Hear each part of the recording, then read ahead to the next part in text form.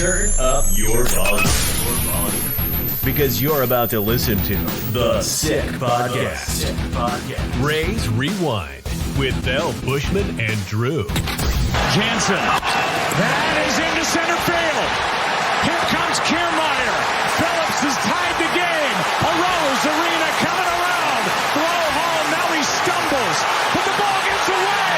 Tampa Bay wins it. Brett Phillips, Game 4 hero. The sickest Tampa Bay Rays podcast. It's gonna be sick.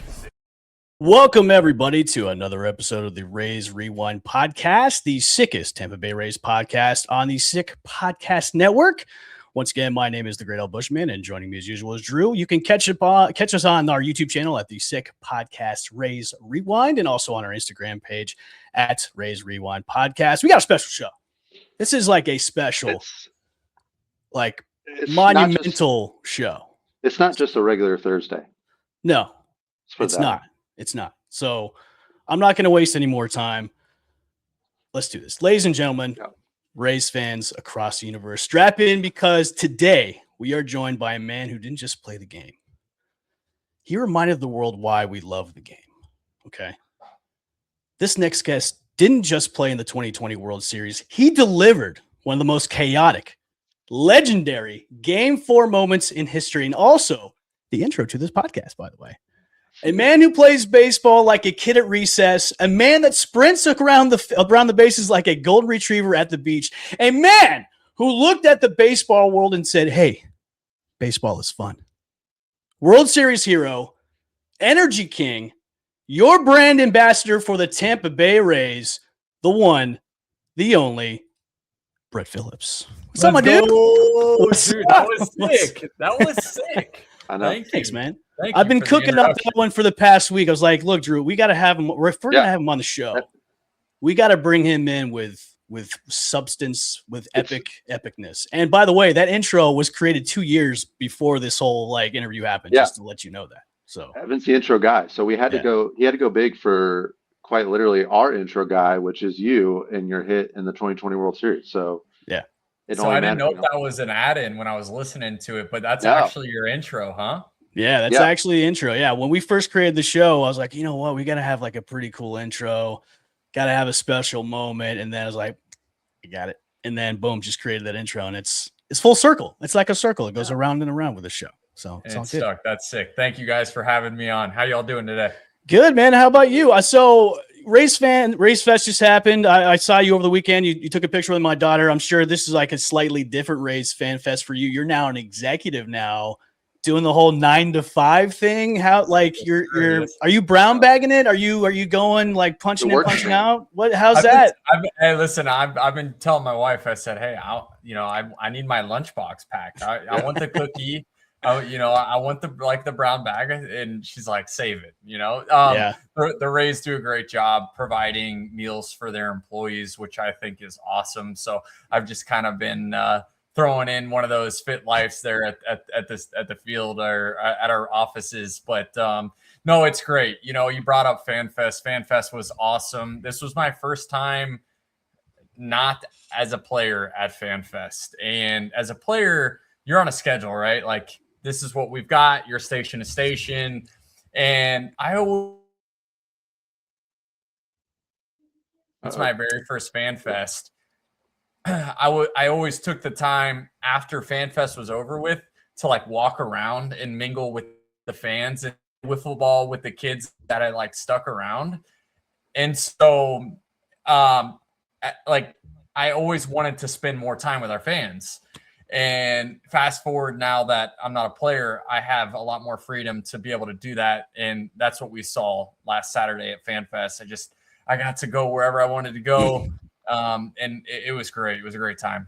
So kind of go through the timeline of how this new role got created for you. Cause you retired 4 months ago, and then boom, you've got this job. So kind of tell us the timeline of how this came into fruition. Did they reach out to you? How did this happen?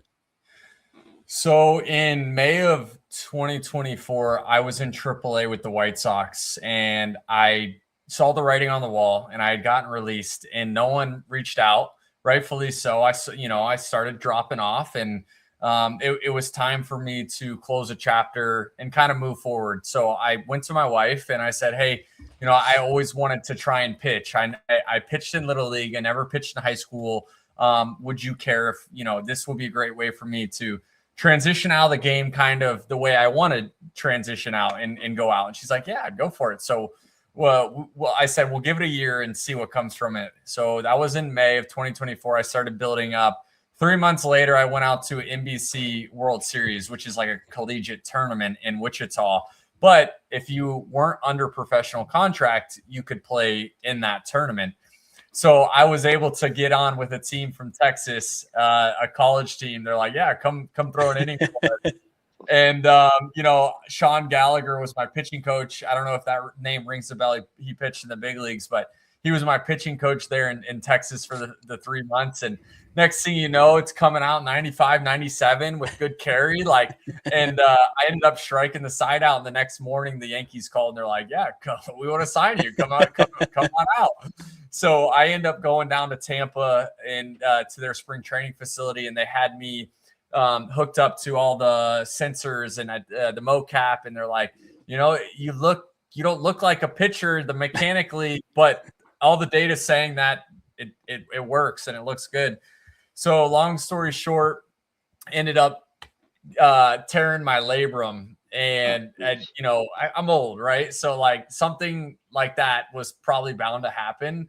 Yeah. But fast forward to last year, April, I go to Mexico for a month, try and pitch. I get released. Then I go to Cleburne, which is part of the American Association League, and I'm there for a week. I get released. And then Kane County calls George Samus, who's a legendary manager. He's like, hey, come on up. You can try and pitch for us and maybe take some at-bats. And by this time, I'm like, I really don't want to take any at-bats anymore. I go out there and I pitched for 2 weeks, and that 95, 97 went to 89, 91 real quick. Pain, waking up in the morning. So I reached the 1 year mark, and it was a day game on Sunday. I'm sorry, but it'll give you context. Yeah. So it's a day game last May, and we're in last place. And George calls me in the office, and I'm like, oh, here we go. I'm about to get this again, right? He's like, listen, we just fired our hitting coach. He's like, we're in last place. We need to switch some things up. You can still pitch for us, but we want you to be our hitting coach. And so I said, let me call my wife. I said, I think this would be a good opportunity. I'm done. I see my career is over. I can look myself in the mirror. I have no regrets, but we gotta move forward. She's like, yeah, that's great. We're in the middle of a season anyway. It's not like you can go and reach out to the Rays or another team. No one's hiring in the middle of the season like that. So I end up taking over as the hitting coach. We go through the summer. We end up winning the American Association League. We went from last place to winning the championship, the Miles Wolf Cup there in September. And it was just an awesome experience. Well, during the summer, I started thinking long term. Okay, what do you want to do? Where are we going to go with this? And I just kept coming back to my hometown and the Tampa Bay Rays, the team that I grew up playing for, or rooting for, and then having an opportunity to play for. And it made sense. So that was kind of paused because of the whole ownership change situation and the talks of, Ken and his team acquiring the team. So I saw Kevin Eibach and Eric Neander, and I kind of put the bug in their ear, hey, this is where I think I could bring value. Just let me know when there's an opportunity to talk. So kept hammering them, email. Ken takes over. Man, I can't say enough good things about Ken and his team. They took the time to hear me out. We had our meeting at down in Orlando for the baseball winter meetings. And I said, I had a list of areas where I thought I could provide value. And he took that with his team internally, and they're a lot smarter than I am, and kind of wrote up, the job description and everything that it entails. And there's a lot, but it's a hybrid. We left it pretty broad because of every area that I could help us out in. And did they give you the whole like 30, 60, 90 day plan like they do in corporate? Yeah. Like, okay, 30 days, now you do this in 60 days, now 90 days, you got to do this. I got to hit marks, you know? Yeah. No. You got to hit your KPIs, Brad. You got to hit your Job KPIs. interview process. You got the HR screen. Background check, all that stuff. Yeah. It's so funny because this is my first big boy job, at 31 years old. I was like, I worked at Winn-Dixie grocery store when I was 14. I was a pizza delivery boy for Mike's Pizza when I was like 16, 17. But then I got drafted at 18 years old, and I've been playing professional baseball. So, I did have like HR meeting and all that stuff. But when I was talking with Ken, it's funny. He's like, so are you trying to show up part-time? Like just kind of getting a temperature check, like ambassador that just kind of shows face and then, shows up here and there. I was like, no, like I want to make this, I want to be full-time. I want to make this a priority. I care so much. And it just makes sense for me to be in this role to help our fan base and bring as much value as I can, but also to show so much love and respect for the same fans that took the time to show that to me during my career as a fourth, fifth, it's coming full circle for me. That's awesome. Yeah. You kind of touched on it a little bit. It was, it wasn't this abrupt end necessarily to your career. You kind of had this, slow, decline, like it was a slower progression. But what's that? You retired back in October officially. So like going from like grinding every day as a baseball player to now your quote first big boy job, and like just the transition of what that looks like. How has that transition been for you? I mean, I got to imagine it's kind of I won't say a shock to the system, but like it's just so different than what you're accustomed to for 13 years or however long it's been, since you were 18. So like what's that been like over these last 4 or 5 months for you?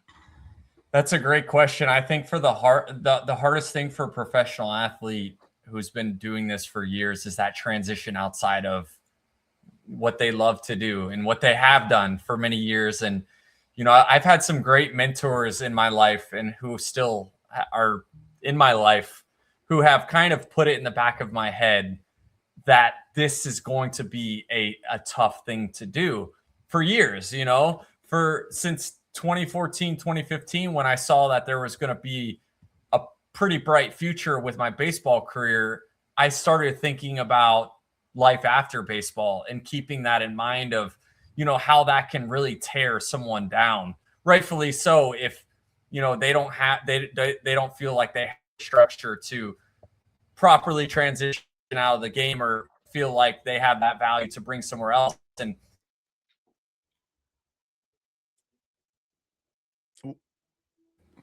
hello. There we go. You there? You're there. Oh, You're okay. Yeah. Thank you. So anyways, I've always thought about it, and I always took, how do I say? I always made it a point to develop my communication skills or other skills of my life to have, because you're going to live a longer life outside of your career as a professional athlete, because quite frankly, your body's just going to give out on you sometime. I didn't make $100 million in my career, and even if I did, I'd still want to feel like have a purpose and I'm bringing value somewhere. So I say all that to say it hasn't been as tough for me personally. That's awesome. I'm sure driving over the Howard Franklin every single day from 9 to 5 probably takes a little bit off you too. I mean, back and forth in that traffic. I actually live in Largo. We're in Largo, okay. So yeah, okay. I do have to get on the interstate for a bit, but yeah, that is definitely that's definitely an adjustment there. I did so my family and I, we were born and raised in Lakeland, Florida. Okay. And I'm out of state now in Greenville, South Carolina. We moved out up here a couple years ago, but for I want to say 3 to 4 years, I did Lakeland to Tampa commute Monday through Friday, man. And it was in the trenches. It wasn't as nearly as fun as the Lakeland to St. Pete commute for the Rays games, but had to do what you got to do. So I did Bradenton to Tampa when I worked at USF for a year. So that's a grind killer. too. Yeah, that was killer. You mentioned when you were talking about the role, you said you just cared a lot. You cared so much about the organization and the fans and like building the fan base up. And we talk about this a lot. Like we care a lot about it as fans. And I've said this, like, I just think this brand could be so cool. Like under the right circumstances, like it could just be one of the big up and coming brands in baseball. And so that's great to hear. I would say with like the new ownership group and Ken, obviously we don't interact with Ken like you do. But from what we've seen in the media, I get the sense, and from the other owners as well, but obviously he's being, the public face, he seems to really care. And like that seems evident to me based on what he said.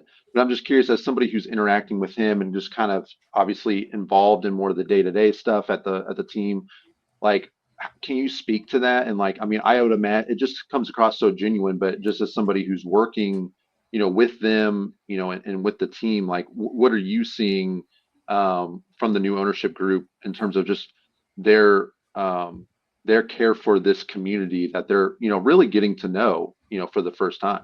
Yeah, I swear Ken's got like a microchip in his head because that guy has like more energy than I do, and he's constantly grinding. Like I don't know if he sleeps because again, going back to you touched on it, he is so genuine and caring, and like he's on a mission. This man is on a mission to build the Rays as best as he can, and it is evident. I can't get into depth about my conversations with him, but all I'm gonna say is I couldn't be happier to be under an ownership group like this that is just excited and hungry to bring the best experience that they can to Tampa Bay. Yeah, it's definitely kind of a breath of fresh air. I mean, obviously, we hear a lot from the fans. Like since I'm on social media a lot in the Facebook groups where we talk to the Facebook GMs and the ex people that are on Twitter and stuff like that. They've been asking me, like, we want to know what Brett's going to be doing. Can you go into what capacity are you going to be at? Like a lot of the games? Are you going to have a presence on the broadcasting team? Are you going to be throwing t-shirts in the crowd? Are you going to be running with the mascots? Like what are you going to be doing? Man, all of that. All of that. I want to see that. Of that. Right. I mean, as I should.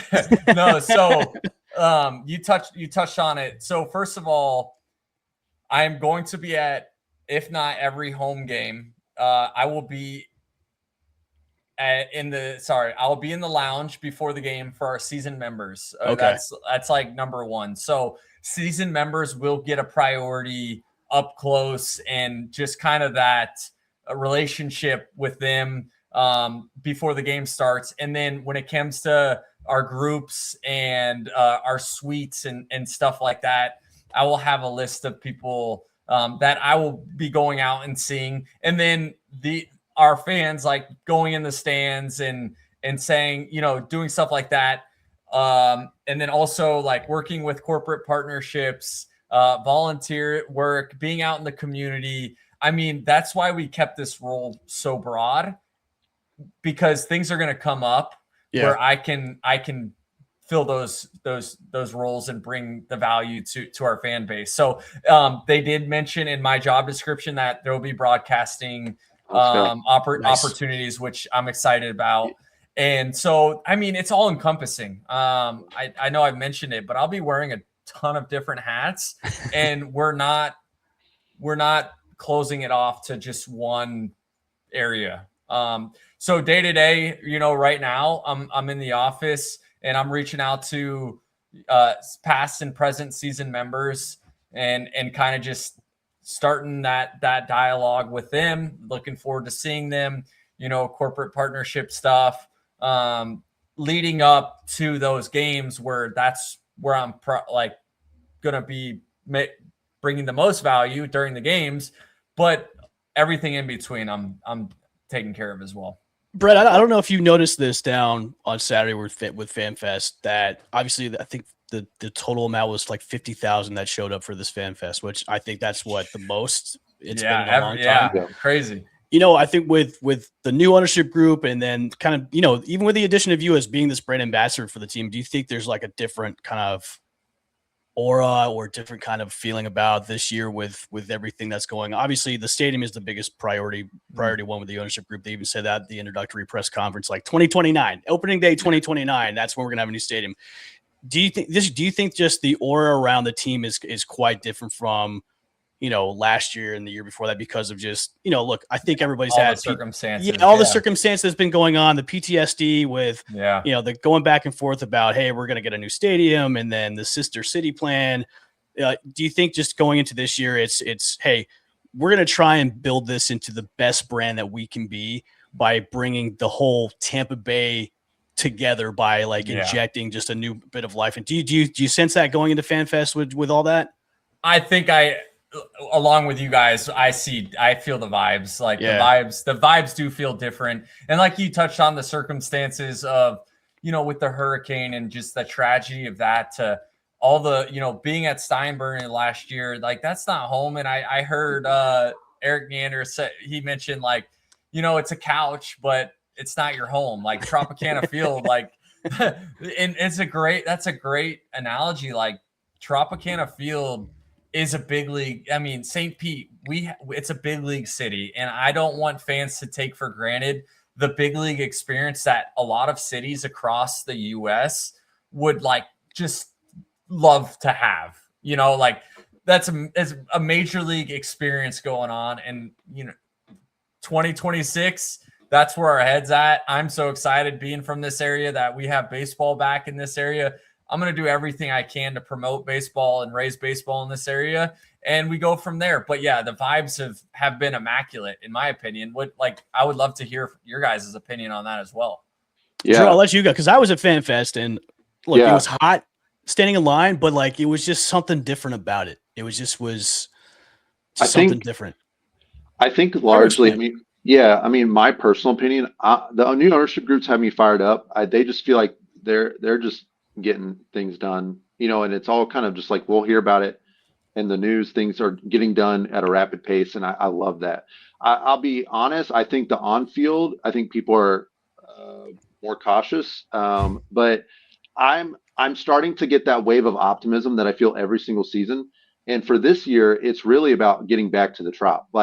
This team is built for Tropicana Field. It's built for pitching and defense, and it's no secret the pitching staff struggled last year at Steinbrenner. So yeah, and we got the best young power hitter in baseball in junior. Jonathan Ronda's back healthy. There's a solid lineup there, and the pitching staff, you got Shane coming back. I'm starting to feel that optimism, and that's just also being aided by the ownership group and the energy that I'm getting from them and from Ken Babby. So yeah, man. I mean, I'm fired up. I mean, and I think I always say on the show, the Rays are like an island of misfit toys. Look, and they were plus 10,000 to be a World Series champ this year, so I put some money on them. So why not? I can't say anything about that. Hey, speaking about the team, Brett, are you getting down to spring training at all? Have you had the opportunity to go down there? Yeah, I know they just kind of started up, and you're obviously busy, with your duties, but are you planning on, have you been able to see them on the field yet at all? Or are you, no, so get down there? My business right now is just all down in St. Pete. If the Rays ask me to go down to spring training, of course I'll be down there. So I see everything you guys see on social media, and it's a lot of good information that comes out, and a lot of it slips through the cracks because I'm busy and I'm working. So it's people like fans like you who just love Rays baseball, who continue to support us, and that a lot of the times I'm hearing my information from y'all. That's awesome. Yeah. All right, Brett, I know you got to get out of here. I'm going to close it out. We got to talk about Game 4. I know you probably talk about it in length. No, it's great. We have to. A lot. I'm your opener. Yeah, you're our intro. We got to talk about it. Kind of that's a huge moment for you. I mean, can you go through it, man? Just let's go through it. Let's go through it. Let's go through it. Yeah, let's. Okay, so go ahead. Well, go ahead. Had you faced Kinley before? That was my first time facing Kinley. And he was back in 2020. I know he wasn't quite as dominant, but I mean, he was still It's Kenley one Jansen. of he was Yeah, it's still Kenley one Jansen, of the man. He guys. had stuff. I mean, oh my gosh. Well, in the box, it felt like his stuff was there, you know. Yeah, and he got robbed. And he got robbed on strike 2. I'm sorry, I watched it today. It was a ball, right? That was a It was a ball. ball. And you were cool under pressure, but man, it was a ball. It was a ball. Even the broadcasting team was like, "Ooh, that was close. That was close." You know, that ball's cutting as it is. We can't be giving Kenley strikes off the plate. Like, it just can't be happening. And it's Kenley versus Brett Phillips. Like, Kenley's gonna get that pitch in the umpire's eyes. Like, who's Brett Phillips? You know, I don't blame him. So I know Kenley's gonna be there. He's gonna get the pitch. No, I'm just kidding. What were you looking for? Like, what were you? You know, leading up to that at bat, they had a lefty. I don't know if you guys remember. They had a lefty going in the bullpen, and so when I was told that I was going to be up 5th by Paul Hoover, I went down to the cages and I was actually taking batting practice off of Seiya, who was our left-handed batting practice thrower, because I was like, okay, if I'm up 5th, then that would mean that Kenley is up against, you know, the ropes, and like they're gonna bring in for the matchup. So I'm facing I'm just like watching this play out down in the tunnel. I'm trying to like gather myself. You know, I hadn't had a bat for a couple weeks, so I was just trying to like find this place of peace. So I go out on deck. Randy, as we know, he's Best Babe ever. Ruth. That guy was Barry Bonds. That's like, he's not getting out. So in my head, I'm like, okay, I'm coming up with 2 outs because this guy's gonna find a way to. Or honestly, I was like, just hit a homer. You know, like, let's just get out of here. So when I'm on deck, I had multiple pinch hit opportunities before when I was with the Brewers and the Royals. And I always found this, like, call it performance anxiety, excitement, jitters. It's the adrenaline, man. It's the adrenaline pumping in, yeah. Pumping in. And this moment in particular was different. Like, looking around, I felt this sense of calmness, you know, like divine intervention for me. Like, God was with me. You know, I felt this presence of calmness. And it was so weird to me that I was almost like looking around, like searching for, okay, when's it gonna kick in? And as I'm walking up to the plate, this just, like we talked about, aura or vibes, like came over me. I was like, oh, game over. Like, confident. I don't know why I was so confident, but I felt like I was in the zone, you know, that flow state. And when I got in the box, you look at my face, like everyone who knows me, there's like, yeah, there was something different on your face. So you could just tell there was something different about you. In hindsight 2020, after you get the job done, of course, you're going to say something looked different about you, right? Yeah. But I did feel different in the box. And even when I disagreed in my head with like the strike 2 call, in my head, it was just like, just get a good pitch, swing the bat. Like, you're good. This is already taken care of. So sure enough, swing the bat there, make contact, and now the excitement starts to pile in. Like, I'm running down the line, like, no way. In my head, it was probably like one of those like comedy, like, like just so many different like emotions going through my head. Right? Running the bases like a golden retriever at the beach, man. Like, literally. So then, you know, people ask, do you remember seeing Randy fall? Was that none of that was in my point of view, because once I saw Chris Taylor botch the ball, I immediately took off for second, and I was thinking just like, I can't get thrown out here at second. So once I turn and I saw the ball was going to home plate, I turn in and I see Randy just touching home plate. And like, I didn't know because of the excitement that I had just walked it off, but now the dugout is starting to come. Like everyone in the dugout is starting to come mob me. I'm like, oh, here we go. Helmet toss into the airplane, kid in the candy store. Unbelievable. No point did you black out at all, did you? You're like, oh, okay, I'm in a different world. So I did. Close, very close. after the moment, Ken Rosenthal is like, we got to get an interview. And I'm like, Ken, like, I can't open my eyes right now. Like, I have this beaming migraine. I was like, just give me a minute. Let me catch my breath. So what happened was, you guys were going to kick out of this. I put myself into shock. And it was the first, I go down into the clubhouse. Everyone mobs me. My face is like ghost white. And the trainer comes up to me, like grabs me. He's like, we got to get you in the training room. And next thing you know, the paramedics are coming in, and this guy's putting an IV in my arm. Yeah, I'm not even lying. And I tell people it would have been death by walk-off. It would have been the best way to go. Just like, can you imagine? Like, my resting heart rate was like 180, and I was like shivering. And the paramedics like, listen, your body doesn't know that, like, you're excited. Your body, you're in shock. Like, your body thinks you just jumped out of a plane. You got a gun to your head or something. Like your body doesn't know any better. You're in shock. So we need you to chill out. There was a moment in the telecast where you're crouched down, you're squatted down. Oh yeah. And I can't breathe. Yeah, because you're like kind of get away. And Brandon, because they had like the on-field camera, and Brandon came over and was like, "Are you okay? Like, you all right?" Because everyone wanted to come get you, and Brandon's like, "Are you all right?" And then Kevin like yells in your face. Yeah, it's Brandon. Are you okay, dude? Like, yeah, KK's yelling in your face because he can't believe it, and it's like, KK, read the room. He's dying on the field. Come on, man. But unbelievable. One for one in the World Series. Yeah. I mean, for my hometown team that I grew up rooting for, it's just incredible. I don't think you could, I wish we could have won that World Series. But lucky for us, we have time. And I will be there the day the Rays take home a World Series ring. And now to be a part of the organization, I mean, that would be amazing. And that's what we all pray and hope for. We pray every day for it. So, well, awesome, man. Well, Brett, thanks for coming on the show. We surely appreciate it, man. Hopefully we'll have you on soon again.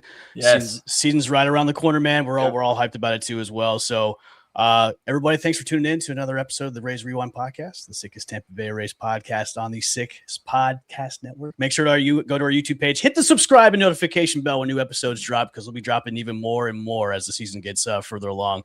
Make sure to go to our Instagram page at Rays Rewind Podcast. From myself, Drew, and Mr. Brett Phillips himself, we'll see you guys later. Peace. And that's a wrap. Hope you don't miss us too much until next time. Follow the Sick Podcast Rays Rewind with El Bushman and Drew on YouTube, Google Play, and Apple Podcasts.